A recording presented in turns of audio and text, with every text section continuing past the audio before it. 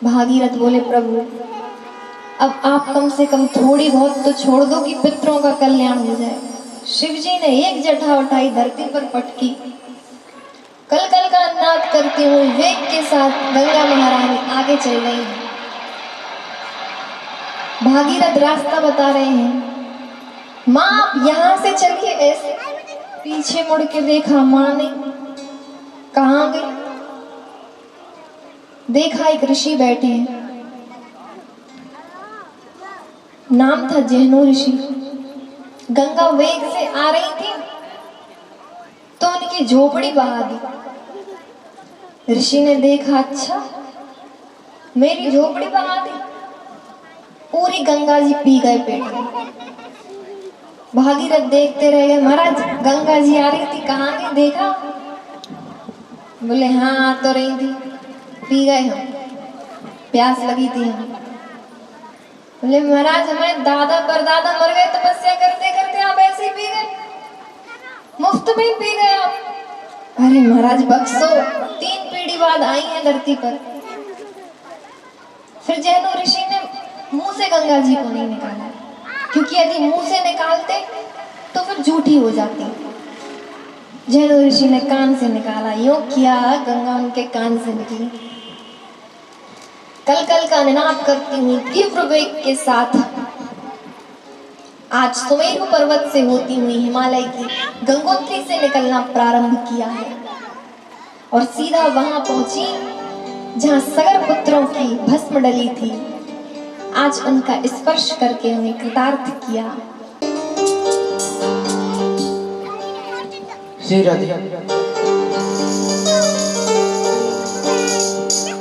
वो वृंदावन की कुछ गलन में खुशबू बिहारी जी की आती है। वृंदावन की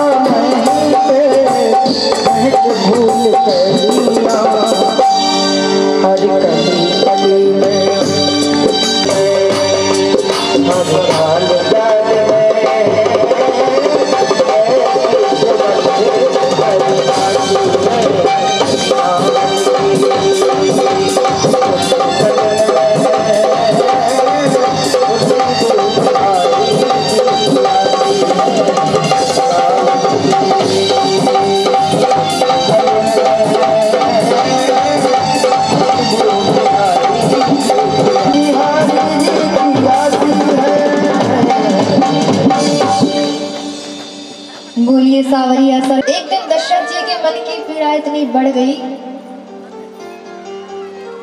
कि अपने गुरु वशिष्ठ जी के यहाँ गए। गुरुदेव को सारी बात बताई, नतमस्तक होकर प्रणाम किया, सारे दुख सुख सब सुनाए। वशिष्ठ जी ने समझाया है राजन, आप चिंता मत कीजिए, आपके यहाँ तो 4 पुत्र होंगे और ऐसे वैसे नहीं, त्रिभुवन में विदित भक्तों के भय को हरने वाले सब आपके पुत्रों से भय खाएंगे,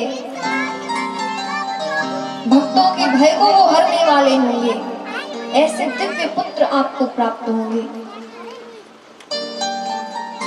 तो आइए थोड़ा दर्शन करते हैं। एक बार भूपति मन माहि, भय गलानि हमर सुत नाही।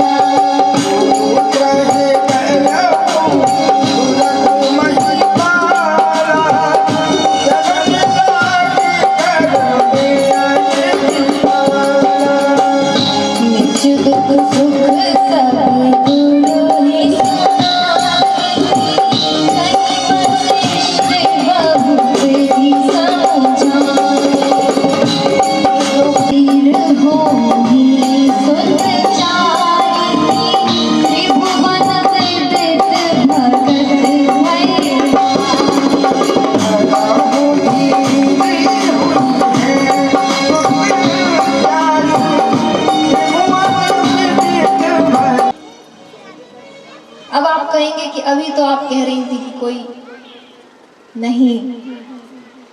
दशरथ जी पुत्रहीन थे, संतानहीन नहीं थे। उनकी एक बेटी भी थी। अच्छा, गोस्वामी तुलसीदास जी द्वारा रचित रामचरितमानस में उनका वर्णन नहीं मिलता, पर हाँ कालिदास जी द्वारा रचित रघुवंश महाकाव्य में और वाल्मीकि कृत रामायण में उनका वर्णन आता है। दशरथ जी की और कौशल्या मैया की एक बेटी थी जिनका नाम था शांता। अंगराजेन सख्यं च तस्या राज्ञो भविष्यति, कन्या चाश्च महाभागा शांतानां भविष्यति। शांता नाम था। एक बार कौशल्या मैया की बहन वर्षिणी और उनके पति अंग देश के राजा रोमपद कौशल्या मैया से मिलने के लिए अवधपुरी आए, क्योंकि उनके कोई संतान नहीं थी। तो शांता को देखा और दशरथ जी के सामने शांता को गोद लेने की इच्छा प्रकट की।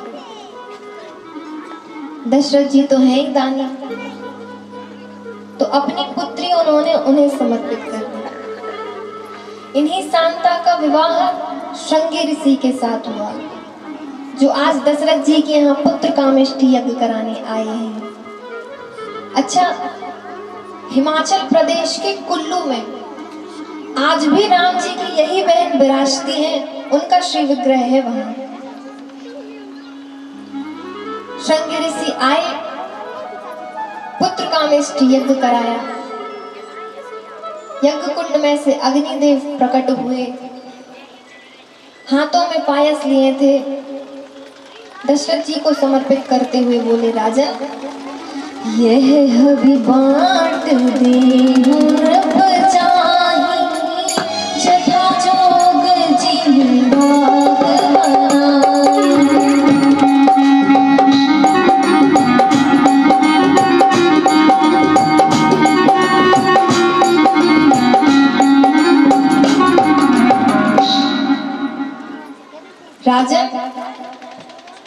ये पायस ले जाओ और यथा योग्य भाग बनाकर अपनी रानियों में वितरित कर देना।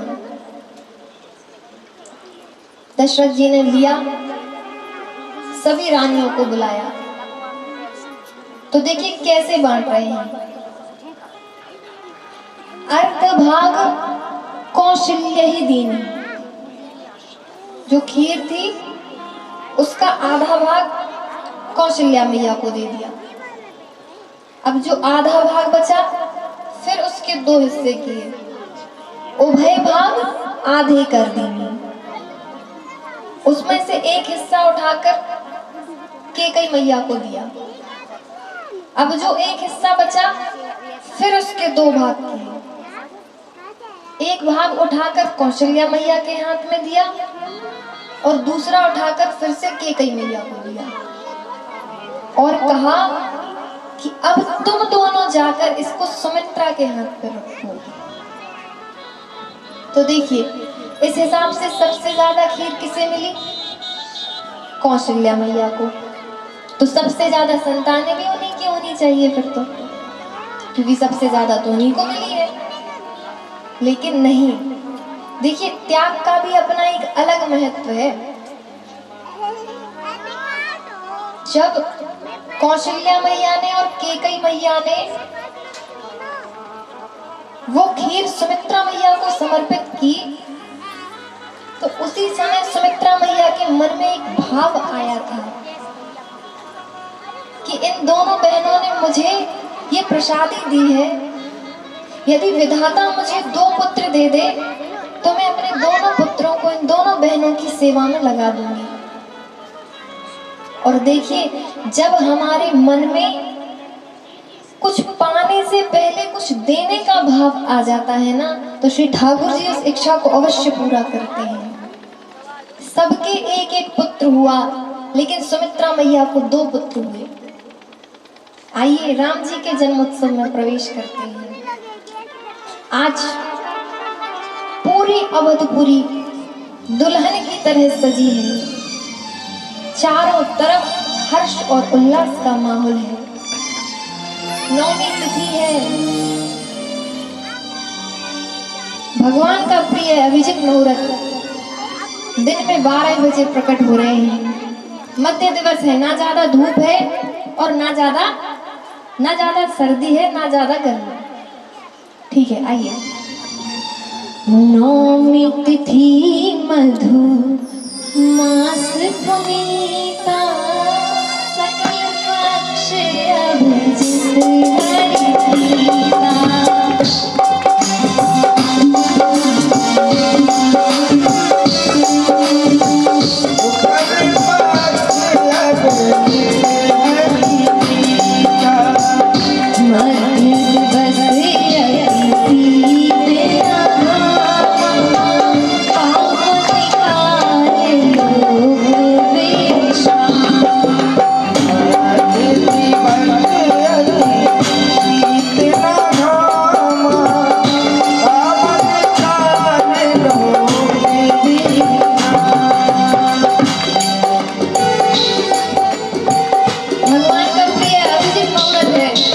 भगवान का प्राकट्य होने वाला है, पूरी प्रकृति प्रभु के स्वागत में है।